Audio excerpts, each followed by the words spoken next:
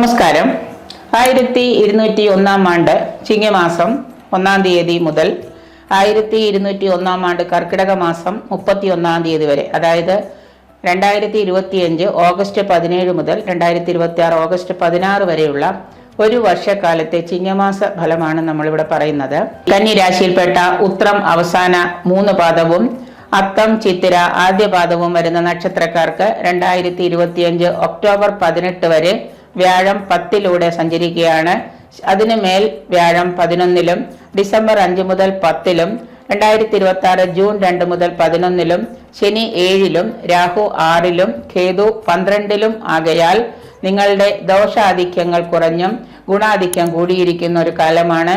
വിദേശ യാത്രകളൊക്കെ സഫലമാകുന്നതും സ്ഥാനഭ്രംശം കർമ്മത്തിൽ വന്നു ചേരുന്നതും പരീക്ഷാദികളൊക്കെ എഴുതിയിരിക്കുന്നവർക്ക് ഉന്നത വിജയം പ്രതീക്ഷിക്കാം.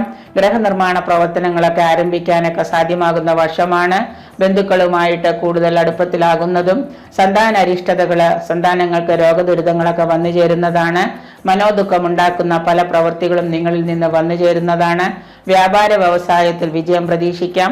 അതുമൂലം നിങ്ങളുടെ അശ്രദ്ധ മൂലം പല നഷ്ടവും ധനനഷ്ടവും നിങ്ങൾക്കുണ്ടാകുന്ന വർഷമായതുകൊണ്ട് നിങ്ങളുടെ അശ്രദ്ധ പല കർമ്മരംഗത്തും ശ്രദ്ധയായിട്ട് തന്നെ ചെയ്യേണ്ടതാണ്. ദാമ്പത്യ കലഹം, പങ്കാളിയുമായിട്ട് കലഹം വന്നു ചേരാം. ശത്രുഭീതി, ശത്രുക്കളിൽ നിന്ന് നിങ്ങൾക്ക് ദോഷപ്രദമായിട്ടുള്ള പല കാര്യങ്ങളും അനുഭവയോഗ്യമാകുന്നുണ്ട്. ഊഹ കച്ചവടത്തിലൊക്കെ ധനനഷ്ടം, ഷെയർ മാർക്കറ്റ് പോലെയുള്ള ഊഹ കച്ചവടത്തിലൊക്കെ നിങ്ങൾക്ക് ധനനഷ്ടം വന്നു ചേരുന്നുണ്ട്. ഉദര രോഗം അതുപോലെ തന്നെ നേത്രരോഗമൊക്കെ വരാനുള്ള യോഗം കാണുന്നുണ്ട്.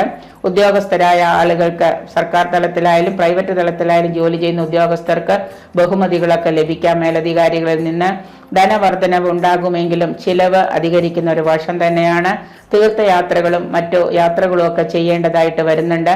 അനാവശ്യ ചിലവുകൾ മൂലം നിങ്ങളുടെ വർഷ അവസാനത്തോടുകൂടി നിങ്ങളുടെ സാമ്പത്തിക വ്യയം കൂടുന്നതാണ്.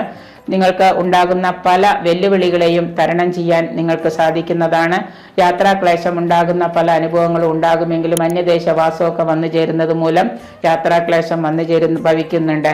എന്തായാലും ഈ ഒരു വർഷം നിങ്ങളുടെ ദോഷം കുറഞ്ഞിരിക്കുന്നതിന് വേണ്ടിയിട്ട് വ്യാഴാഴ്ച ദിവസം കൃഷ്ണന് നിങ്ങൾ തുളസിമാല അതുപോലെ തന്നെ പാൽപായസം, നിങ്ങളുടെ പക്കപ്പിറന്നാളുകളിലെ ഹനുമാൻ ക്ഷേത്ര ദർശനം ഇവ നടത്തുന്നത് ഉത്തമമായിരിക്കും.